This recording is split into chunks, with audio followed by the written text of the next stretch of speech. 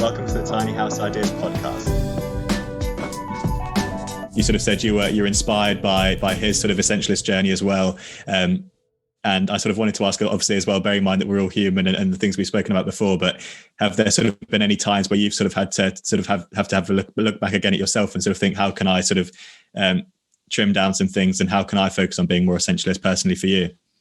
Yeah, I mean, all the time. I think that essentialism is a disciplined pursuit, right? It's an ongoing pursuit, and I'm the first student in line to keep coming back to it. I'll give you one story though that I love that isn't in essentialism, but I was staring in a mirror, staring back at myself in the mirror, dressed head to toe in a stormtrooper costume, and I mean, this is like a sort of movie quality version of the thing. It's really expensive. I'm at the store, and I have this moment of there is not one part of me that wants to buy this. How did I get here? What led to this? How am I here? What led to this? And what led to this was a 30-year journey. And as I'm sitting there, I realized that it was 30 years before when Return of the Jedi had come out, and I'm young kid. Yeah. And my between the hype of the movie coming out and one of my older brothers saying in passing, wouldn't it be so cool to own a movie? That cool. And something of that moment inserted it into my and just stayed. You got that would be so cool. And one day you're going to do that. One day you afford to do it. One day you're going to have it, and you can do it. And just on autopilot, it had just been using up a piece of my brain for all those years until I'm standing there with it. And so this has become known, in our family. My wife will use this now as a shorthand for me. If I'm pursuing something that I don't really need to anymore, she'll say, "Look, is this a stormtrooper?"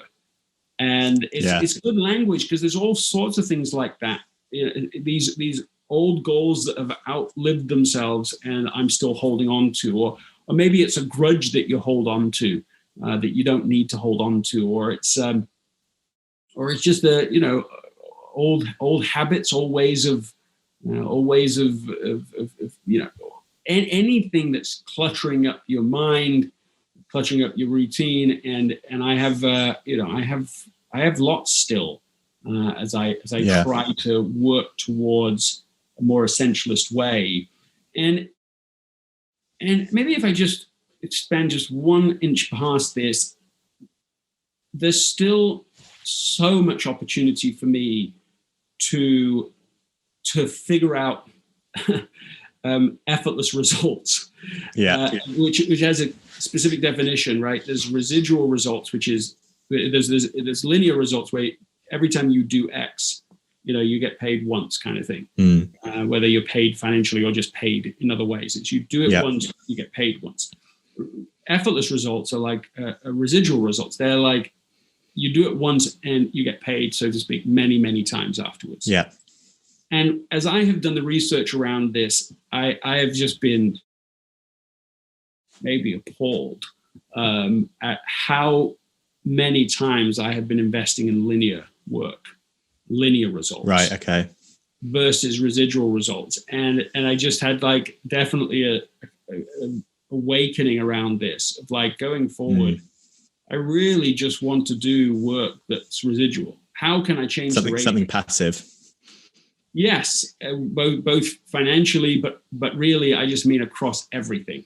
Just how can you take on that mindset where how can I do this thing one time and it be useful again and again? Because the new math, the new mathematics is so different. In the moment, they feel pretty similar, and in fact, you're going to work a little harder to create something residual. But we're just not good at extrapolating 100 or 1,000 or 10,000 times the benefit of this moment. So if you build something one time that can be, if you build code that one time that works, and somebody can use it 10,000, 100,000, 1,000,000 times, think of the return on that investment versus just doing it yourself. And so shifting that ratio, I think, is one of the most important ways I want to apply these ideas better in my own life. Definitely. I think it's sort of very evident that the same as everything, it is sort of an ongoing thing. Everyone learns every day. Everyone sort of picks up new things and gains experience along the way, which is really exciting to hear, and obviously something you speak about as well. Thanks for watching this little teaser for the Tiny House Ideas podcast. If you'd like to listen to the full episode, it's available on all major streaming platforms. So that's Spotify, Apple Podcasts, Google Podcasts, and all of the others. Alternatively, if you'd rather watch it sort of in a video format like this video has been, then that's available on Patreon. Just search for Tiny House Ideas. So thanks again for watching. Please do check out the full episode, and thanks again.